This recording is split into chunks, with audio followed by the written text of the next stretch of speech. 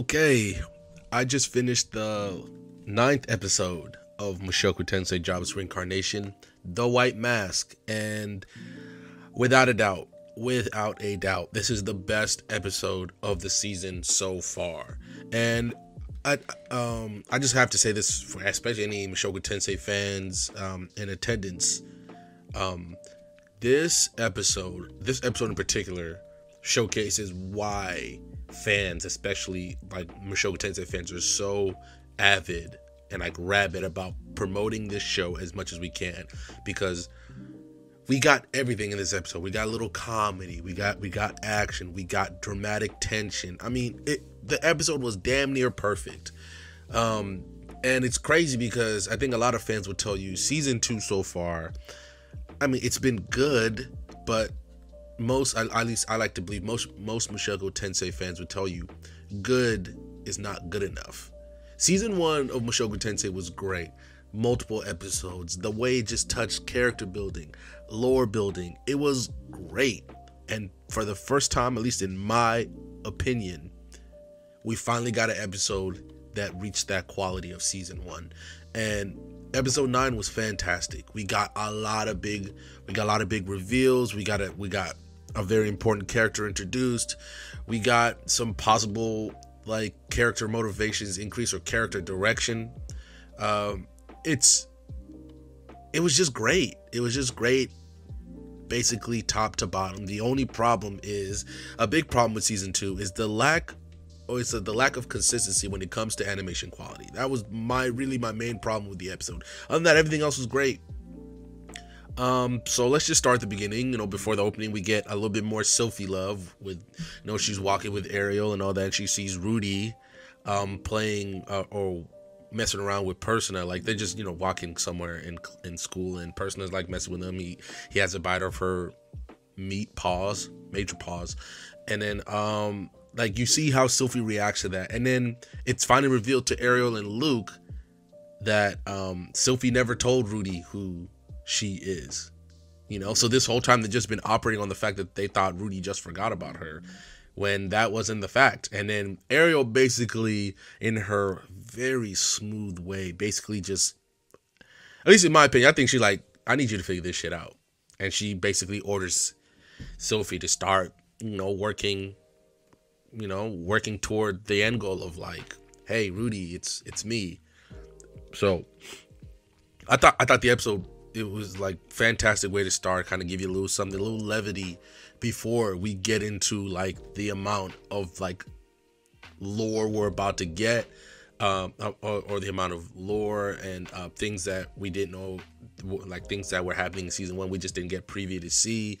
And like, it was great. So obviously Rudy asked Sophie if there's anybody who can help him with this researching the teleportation incident. She suggests Silent Mask, who we met in we first heard of it in episode 5 when Zanova was like, hey, this is another student of our special class, but she's never here. She's always researching. So they go see her, and I thought they handled her introduction, Silent Mask, aka Nanahoshi's introduction, perfectly. I think the funniest part was I struggled to find a better way to do it. I guess technically you can't say this was her reintroduction was in the final few episodes. I can't remember exactly which one it was of season 1. That's when we first met her, when she was walking with Orsted. But to see her reintroduction handled perfectly, I thought, like to truly like hit, like when Rudy has that panic attack and he's getting that PTSD hitting him like a rock. He can't breathe. He just remembers when Orsted literally killed him. Rudy died. I just want to make sure that, like, at the end of season 1, Rudy died. Okay, Orsted, all Orsted heard was Hitogami, and he said square up, and he definitely smoked that Rudy pack. He smoked every piece of it, all right? He even had a little bit of Ruiger when he waxed him, and Eris got a little something too. So, Rudy died, which set off the crux of Eris leaving him. Rudy technically dealing with his ED problem right now. Like, so of course, the minute he sees her, he freaks the fuck out, and then he passes out from the shock. And ironically, it's Sylphie who brings him back, and then they finally have a legit conversation. And for the first time since, I believe, the first episode of the show, when Rudy was a baby, we hear the actual language that is spoken in Mushoku Tensei, because, you know, obviously they're subbing and dubbing and doing whatever. So, and I thought how they used Sylphie throughout that series of scenes was great. Like, obviously in the beginning she knows what's going on because they're talking, but then once Silent realizes that Rudy is also from Earth, she takes off her mask. I thought the symbolism of her taking off her mask and putting it back on, once Rudy said he doesn't want to leave, was perfect. It was like a way to guard herself, and I thought that was very well done. And then you just see Sylphie kind of like sit there awkwardly, like she's trying to figure out what's going on, but they're legitimately having this lore dump that obviously we viewers need, right? Especially anime only people who don't know who Silent is and what's going on and blah blah blah. And she's just sitting there like that awkwardness, that like helpless, especially, you know, she wants to, it feels like, at least the feeling that I got is like she felt like she was losing Rudy to Silent. You know, there's this, now she's like, she just realized there's this whole new side of Rudy that she didn't even know. She already knows Rudy fucking somehow made it out, because she still has to find out about what happened after the teleportation incident.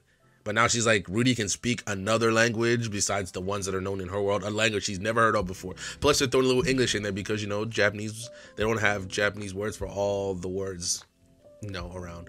So that look, like, where she was kind of, it was like she was there, but she wasn't there. Like she felt out of place, because even at some point, once they stopped showing Sylphie on the screen, I was just watching the show, and then all of a sudden they showed Sylphie like stand up to go read the symbols on the chalkboard, and like to go and like, she's just trying to figure something out so she could join the conversation.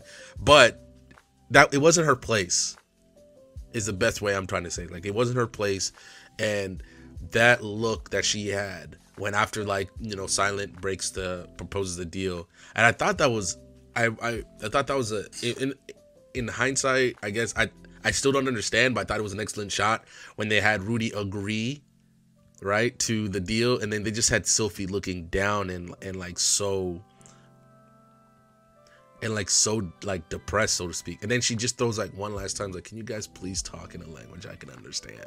And it's like this defeated sound coming from her, and I was like, oh man. And then I finally was like, oh my god, she's been there the whole time, you know?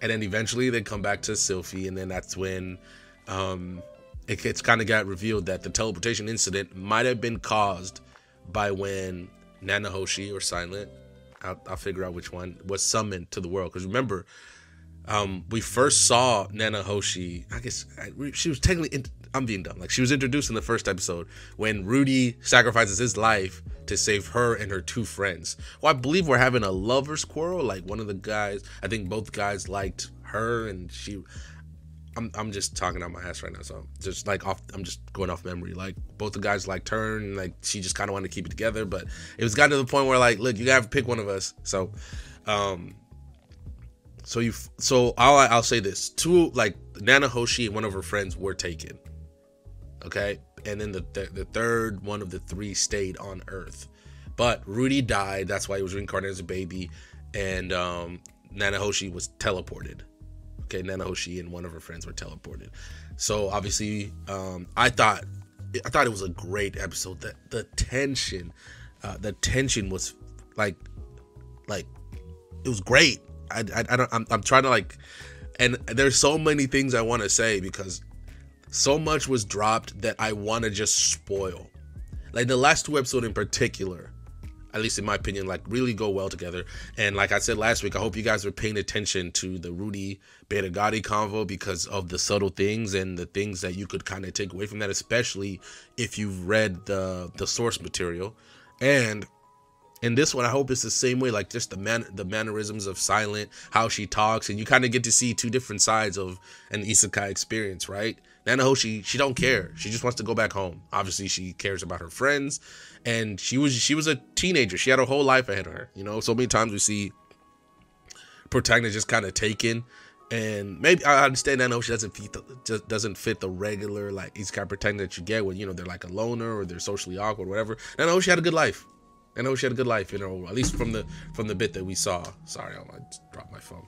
So, of course, she wants to get back, and then you also notice like she just does just enough in the world to make sure that she lives right, and on everything that she does. Like you saw, like Rudy said, the fact that the university has uniforms, blackboards, other things like the menu, like all this is things that Nanahoshi has done to help the university, just so that her life can be better.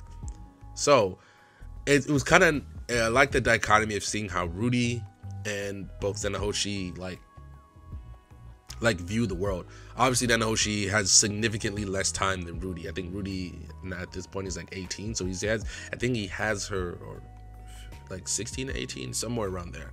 And Rudy has over a decade's worth of more experience in the world to where Nanahoshi's only been in the world for 5 years. But Nanahoshi has traveled with Orsted, and that's where we find out that there are teleportation circles, and they're very closely guarded secret because of the overarching plot of the story that I do not want to spoil here. I mean, this is one of those, like, so for full example, for those of you know, like, I postponed this video to Monday the 4th because I went on my friend's bachelor party during the weekend, and when I got back, my voice was not ready to do any kind of recording. So I technically watched this video. I watched the episode last night, then I watched it again this morning, and I still feel the exact same way. This episode was fantastic.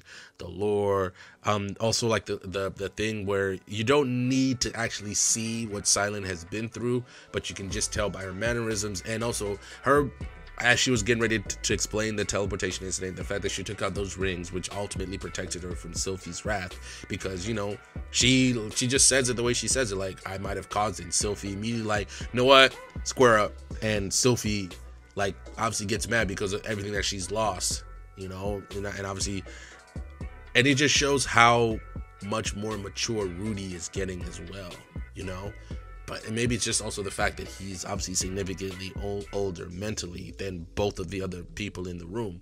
So, obviously, calming Sylphie down, they talk about it some more. Sylphie, like, obviously apologizes, and then that walk back after everything, where you see kind of Sylphie trying to catch up to Rudy, and then she stops, right? She starts slowing down, and then she just asks Rudy, like, can I trust this person? Rudy says, I feel weird, but yes. And then she's like, okay, since you do it, since you trust her, I will trust her.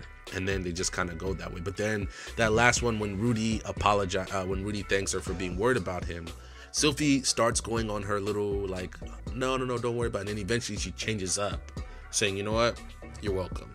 And that's, well, I was like, okay, we're starting to see something here, And next episode 10, These Feelings, I anticipate I don't know if I want to say major, but we're going to see some progress between Rudy and Sylphie in terms of where they need to go.